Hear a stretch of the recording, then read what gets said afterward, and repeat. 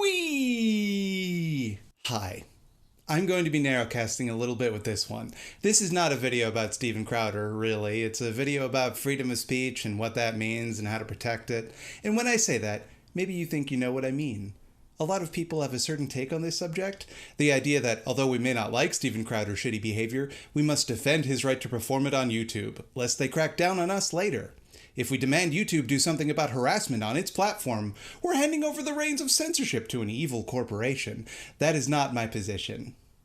That is actually the position I intend to rebut with this video. That received wisdom, I feel, is naivety disguising itself as cynicism. It takes for granted a lot of things that complicate that simple narrative, namely that YouTube already has that horrific power, already wields it against us, and doesn't benefit when we demand that they use it to protect its users. But let me just step back for a second and explain the situation to the 2 or 3 not extremely online people in the audience who might not know what I'm even referring to. Steven Crowder, the living meme right-wing comedian, is currently under fire for a small selection of the extremely homophobic comments he's made over the years. And by under fire, I mean the subject of some pretty even-keeled criticism. On May 30th, Vox columnist Carlos Maza wrote a Twitter thread detailing some of the harassment he has received at the hands of Crowder's fans, after Crowder made some pretty fucking gross comments about him, repeatedly, over the course of several years. Crowder has called Carlos, quote, a lispy queer, an anchor baby, and told him he's been given a free pass for being a crappy writer because he's gay. Maza has been doxxed by Crowder's fanboys and, all around, been made to feel pretty unsafe by YouTube's refusal to enforce its own rules against harassment. YouTube's response was indelicate. They decided that Crowder's direct targeted harassment of a gay man on their platform was uncomfortable, but ultimately permissible. As an open platform, it's crucial for us to allow everyone from creators to journalists to late-night TV hosts to express their opinions within the scope of our policies. Opinions could be deeply offensive, but if they don't violate our policies, they'll remain on our site. That's interesting to me. It makes me wonder if YouTube's harassment policies are publicly available and directly contradict what they're saying. And oh, hey, would you look at that? They do! Content or behavior intended to maliciously harass, threaten, or bully others is not allowed on YouTube. Now, I get it. This is a pretty fine line.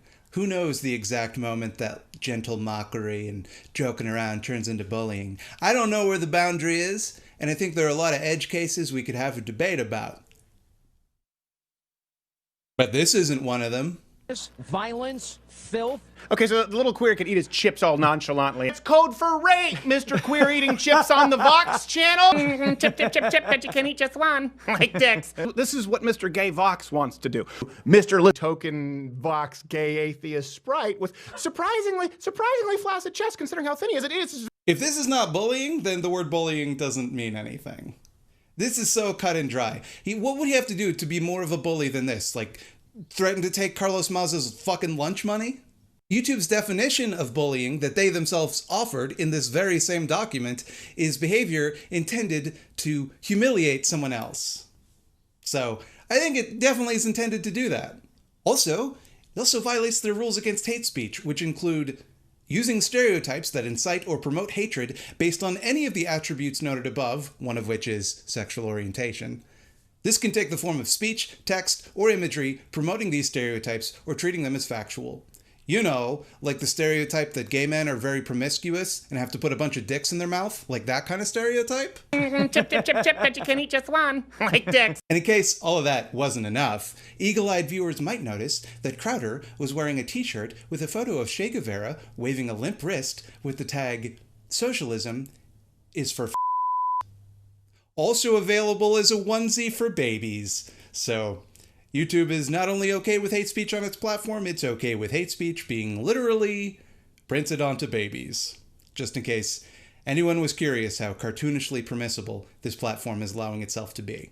Side note, a lot of nincompoops are trying to insist that the shirt actually says socialism is for figs, because the place where Che Guevara was killed, they grew a lot of figs there. Now I know the people making this argument are not being honest. But let's just nip it in the bud and point out that were they actually saying figs, they wouldn't censor the word figs, you absolute diaper clowns. Don't worry though, YouTube sprang into action when they were criticized for this and decided to demonetize Steven Crowder's channel. A harsh punishment, to be sure, one that YouTube typically reserves for LGBTQ content. They've been demonetized for years, and they don't have thousands of dollars a year's worth of grifting merchandising opportunities like Crowder does. Also, they don't get their monetization back if they just stop selling their homophobic shirts. Also, they don't deserve to be demonetized because they're not being hateful. They're being LGBTQ, which is normal and cool. The punishment that YouTube devised for bigotry against LGBTQ people was to treat the bigot like LGBTQ people, except less severely. So, happy Pride Month, everybody. Look, they made the play button a rainbow. Our heroes.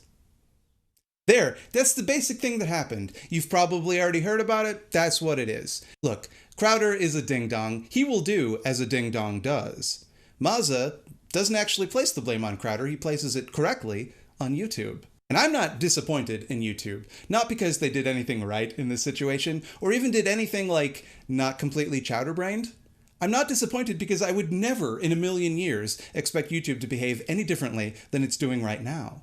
Their policies in terms of service aren't put in place to protect vulnerable people. They're public relations memos that disguise their complete disinterest in their users' safety behind hand-wavy nice ideas that make them sound like an institution that gives even a single solitary shit about you. They do not. They are our enemies. And I don't mean simply the enemies of LGBTQ+ people and their allies, though, to be clear, they are, and that alone would be bad enough. I mean they, like any other business under capitalism, are not designed to provide a service or to enrich the lives of their customers. They are designed with the singular focus of extracting the maximum profit humanly possible and will pursue that goal no matter the cost to anyone else. YouTube is a plundering machine. I don't expect them to look out for our best interests or to behave according to any sort of coherent ethical standard beyond their immediate self-interest. YouTube is not our ally in this or any fight against oppression because, like any power structure in capitalism, it benefits from that oppression and always will. They can monetize that oppression. They can use that oppression to generate value for themselves. When people resist that oppression, they can monetize that too. Ain't life grand for them? And all they have to do to keep people from being pissed about it is every once in a while say that they're going to reevaluate their policies or make a statement about how intolerance is not welcome in the community, and hapless dumb fuck liberals will heap praise upon them. After all, intolerance is the result of a few bad eggs like Crowder. It has nothing to do with the systems and businesses that profit from those bad eggs. Suffice to say, I thought YouTube's response was predictable. But something that surprised me, something that made me pretty mad actually, was a common reaction I saw from a lot of leftists on Reddit. They argued that if we allow YouTube, a big evil corporation, to censor Steven Crowder, they'll abuse that precedent to come for leftist channels next. If we allow them to silence voices we don't approve of simply for violating their rules and direct targeted harassment, they'll come for us. Therefore, we must continue to allow this abuse as much as it may pain us, and outcompete it with our superior, tolerant ideas. First they came for the bullies, and I was not a bully. That take is bad. I hate this take. I will now demonstrate the problems of this take, thereby eviscerating it with facts and logic. YouTube does not need an excuse to demonetize leftist content. YouTube, the company, a subsidiary of Google, a subsidiary of Alphabet, a subsidiary of Nintendo, owns YouTube, the website, the platform, where you're watching this video right now. They make the rules, they enforce the rules, and nothing, literally not a single goddamn thing they do with it, is within our control. When it comes to what happens on YouTube, they have all of the power, and they can do whatever they want. Now, that sucks donkey ass, but it's reality. Let's say I'm John YouTube, the Chief Entergagement Officer of YouTube. I decide that, you know what, all of these commies are cramping my style. They're not worth the measly little ad revenue they bring in because they might inspire the proletariat to rise up against us and take my cool website and make it better for everybody, and then I can't make any money from it. They don't need and aren't going to wait for an excuse when they feel that leftist content is too dangerous for their bottom line. And make no mistake, that day will come. They'll just do it.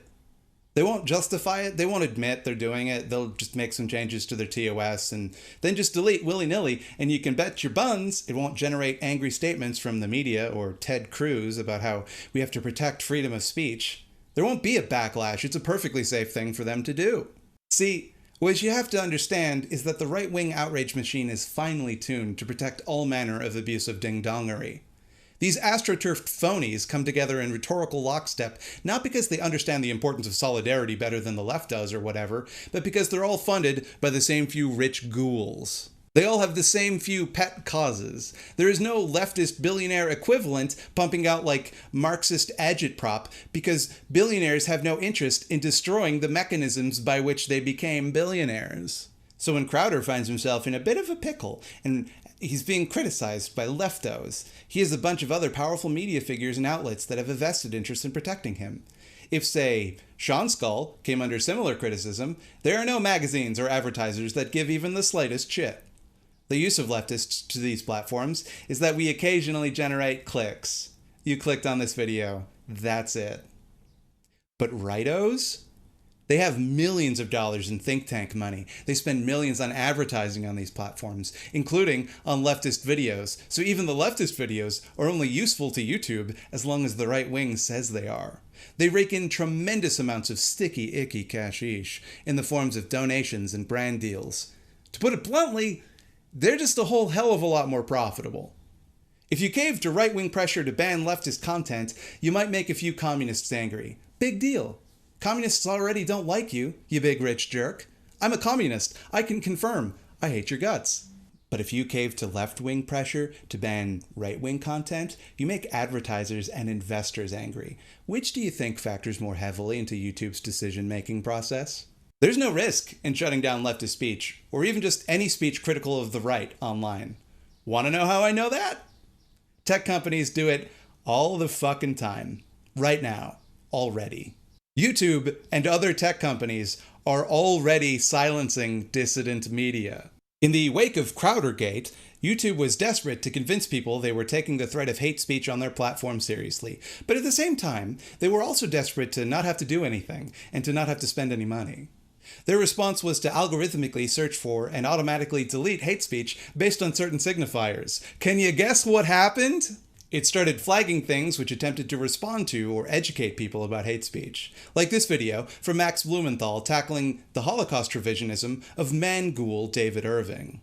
In one case, they deleted a response to Steven Crowder during one of the brief breaks he took in between hate speech outbursts to simply be wrong instead of wrong and hateful. This video by Progress Voice attempted to respond to Crowder's misattributing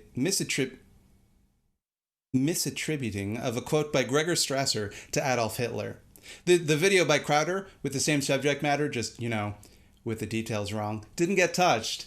So for those of you keeping score, YouTube's response to someone being a bully and a bigot on their platform was to create a method to silence people that criticized him but leave his speech untouched. And still, he complains that he's being censored, and still, there's outrage on his behalf. I saw maybe 2 tweets about Progress Voice's video before it was reinstated. Now, I get it. Progress Voice is a small little channel, but one would think that if this were actually about free speech, or whatever, people would be angrier about the little guy actually getting silenced, rather than the millionaire no longer getting paid to speak. Or how about the time that Tim Pool and the alt-right creeps in his orbit managed to get anarchist news site It's Going Down taken off of Patreon? Do you want to know where I learned about that? From It's Going Down, not from fucking Forbes. And speaking from a more personal place, just look at all the videos that YouTube thoughtlessly deletes after mass flagging campaigns by right-wing trolls. Everyone from Sean Skull to Three Arrows to motherfucking Big Joel of all people have had videos removed and had to fight like hell to get them put back up. Think about the smaller channels without a big audience or community behind them that had this happen to them and nobody even knew. The chuds won't mass flag me though, no matter how hard I try to bait them into it. Obviously, they're afraid of me and my enormous muscles. That's not even getting into all the state-sanctioned repression of leftists that's well documented. Corporations could just lean on something like that. COINTELPRO, the House Un-American Activities Committee, just straight up murdering people like they did to Fred Hampton. There's no shortage of ways to shut up inconvenient leftists when they get too close to teaching people subversive ideas. We don't gots to get hate speech removed from YouTube for them to start silencing leftist voices. They're just going to do that either way.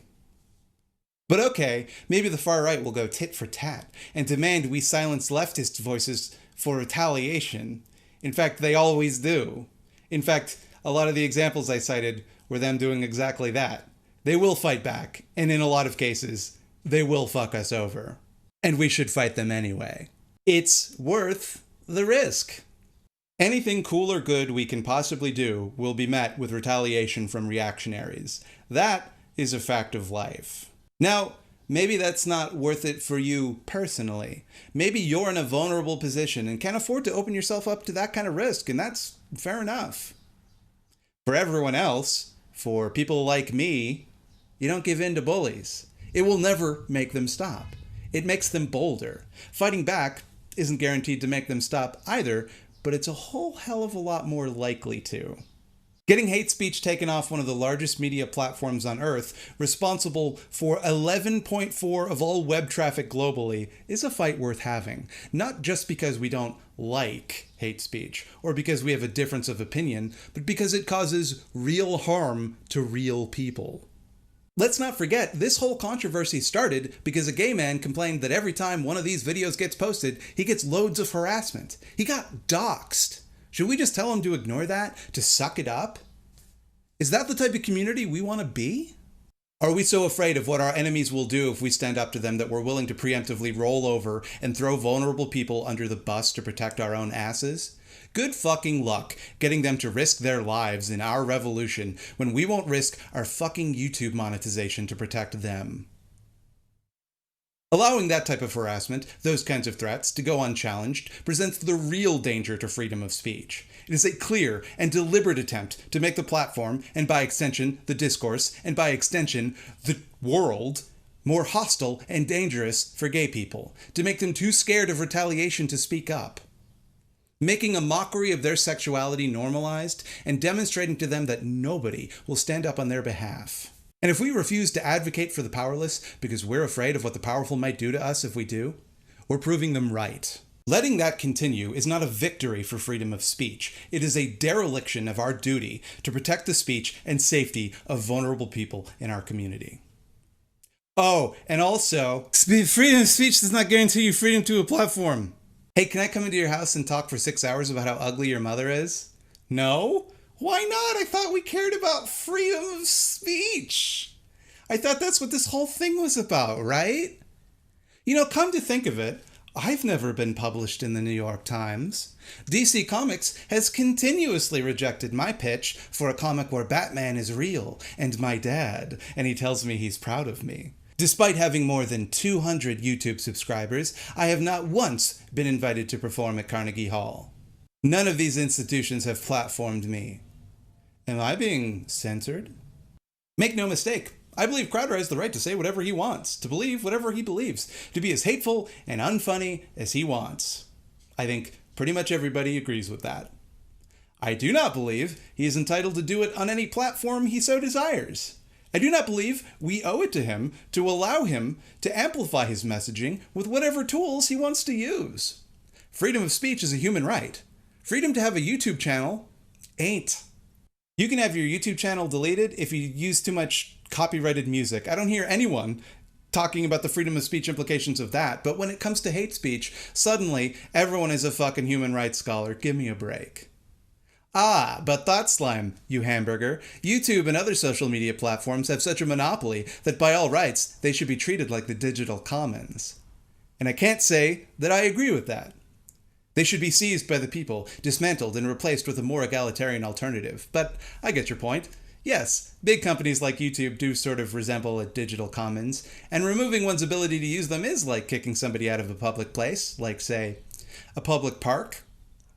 Now, Let's imagine that I followed around Carlos Mauza in a public park, mocking his sexuality for years, and every time I did, a bunch of people joined in and made the park a nightmare for him, and then occasionally followed him home to demand that he debate me. People would be within their rights to try to get me banned from the park, because I'm making the park unsafe for other people in the park. Now, do I think YouTube should get to decide who can and cannot use their platform? Absolutely not. But right now, they sure do get to control that, and if we don't keep constant, immediate pressure on them to use that power in ways that are safe for us, they'll just do whatever they want to do. Whatever they judge to be best for their bottom line, and that sure as hell ain't gonna be good for us. This was never a fight about freedom of speech. This was a fight about marginalized people demanding that huge institutions who have enormous power over them don't leave them vulnerable to abuse. I understand why people make this argument. I really do. I agree with a lot of the logic that builds up to it. We shouldn't hand over the power to censor public discourse to YouTube. That's a horrifying dystopian idea. But that ship has sailed. They have that power, and they've had it for a long time. I want very badly to take that power away from them. I don't like the idea that a bunch of shareholders in a fancy room somewhere get any say in what 11.4% of web traffic looks like. It enrages me. I live for the day that we strip them of their power and seize control of the apparatuses that they have used to accrue that power. And that day will come. But it's not here yet. So if we sit back and let them use that power however they please with absolutely no pushback, with no outcry, that only makes their grip over us stronger. YouTube doesn't want us able to challenge their decisions, to make thousands of people mad about the lawful exercise of their absolute power. They want us to be quiet. You're not taking anything away from them by letting them continue hosting hate speech. They are not made more powerful when you fight to get that hate speech removed. If it benefited YouTube to remove hate speech, they would have done it already. It's not what they want. They like having the hate speech there because they make money from it. They might get rid of a token hate speech pigeon every now and then, but in the long run, they like having the hate speech. You're deluding yourself if you believe that sitting this fight out, or worse yet, defending Crowder, makes this platform safer, more open, or less dominated by rich ghouls. That's precisely what they're counting on you to do. Don't expect them to give you points for good behavior when it's your turn against the chopping block. I share your concern that they will crack down on leftist content and some both sides bullshit to dodge controversy. They're going to crack down on us anyway, right? Why give them a reason? But frankly, if we're not willing to fight for the powerless in all circumstances, if we're not brave enough to use our platforms to defend people when they're being abused because we're afraid of what we might personally lose in the process, then we have no business making leftist content in the first place.